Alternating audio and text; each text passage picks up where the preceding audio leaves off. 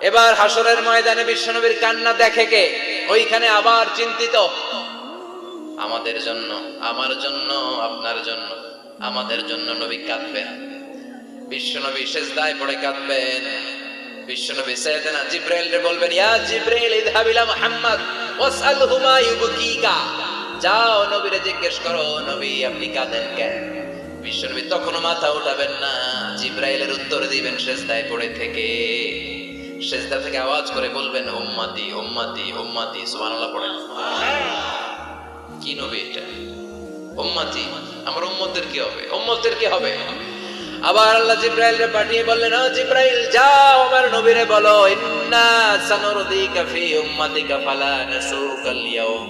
ও নবী, আপনার উম্মতের ব্যাপারে আজকে আমি আপনার অপমানিত করব না। আজকে গোটা দুনিয়ার জিন্দেগিতে যেমনি একটার পর একটা পরিস্থিতিতে আমি আপনার রব আপনারে খুশি করেছি, আজকে কঠিন কিয়ামতের দিনে আপনার উম্মতের ব্যাপারেও আপনারে খুশি করে দেব গো নবী। আজকেও খুশি করে দেব।